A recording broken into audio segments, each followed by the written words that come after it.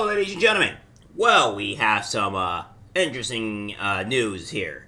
Of course, we all kind of predicted this because, well, the movie's going to be shite anyways.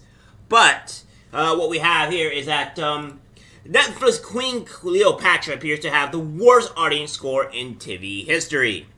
Well, it seems that doesn't seem to be very good. With the tomato score of audience score of 1%, a tomato score of 13%. Now, of course, we've seen it that is risen from the audience score has risen to 2%, but the tomato meter has dropped 2%. So, yeah, be as it may, it seems that it's been absolutely horrendously horrible. And it is what it is. Here's the thing. When we look back at history, right? We look back at anything that communists or socialists did is that they try to erase some sort of history from our eyes. And these are what these people are doing. They're trying to erase actual legitimate history. Now, of course, I did a report on this to where there were lawsuits happening against Netflix for the blackenization of Cleopatra. And when you go and talk to anybody that is watching or knows Cleopatra, we all know that she's not black.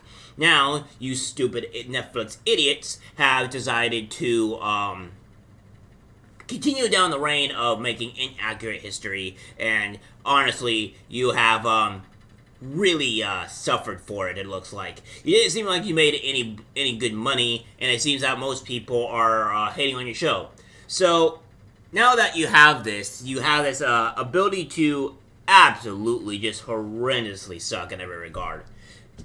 And this is what woke Hollywood does now. They decide to make things either complete and accurate in history, or brandish everything that was either white or any other race, because for some apparent reason they think America is, the single nation in the world that is just white. And has no black people in it, when in reality there's many different cultures, many different races, and they have different histories as well. I know it's shocking for you, Hollywood, that that's a possibility, that world does not revolve around your own country. And don't get me wrong, I love my country very much, and I do believe we have great history here and stuff like that.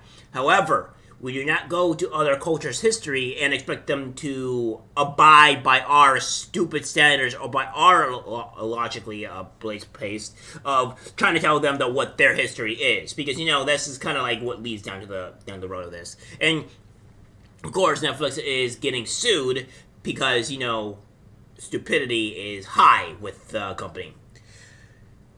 I stopped supporting these people because after the whole Cuties incident, I don't think supporting a company that likes to sexualize children in this manner is okay. On top of which, we have just Hollywood, to where they have to make everything, and I mean everything, just black, more black, and then again more black. We see this with Ariel. We're seeing what's going to be with Cinderella, where it's just like you can predict things that are going to happen because these people have no talent. They have no ability to create new stories. There's a reason why we're seeing a whole bunch of new shows or movies that are from pretty much previous movies that have been made in the past. And they think it's a safety net when in reality it's not a safety net. I think we're all getting tired of it. This probably shows the reason why John Wick is doing so well is because it's a completely different story, different trilogy and stuff like that that's fresh and not full of woke BS. But of course, Hollywood doesn't believe this.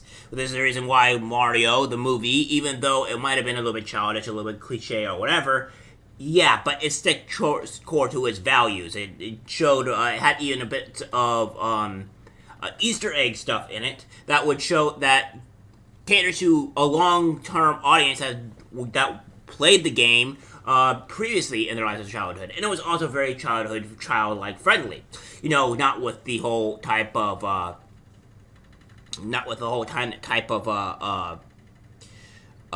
woke stuff in it or trying to talk to their kids. and they made $1 billion off it. But of course, with these guys, they don't seem that's the case. Besides, Jada Pinkett Smith is a garbage human being in the first place, so I don't really care for her. The way she treats her husband is absolutely appalling, and the husband is honestly not any better. But be as it may, you have probably one of the worst and disliked people in Hollywood, aside from Amber Heard, and you expect this show to go well on top of being horribly inaccurate. You people are idiots. You're all morons. You deserve to fail. You don't have any talents. You don't have any skill at all. You hire these fools to keep on destroying your companies, and I'm all here for it until you start realizing what to actually make good content is for, rather than being an absolute piece of garbage. Alright guys, that's a video. Like, share. As always, take care.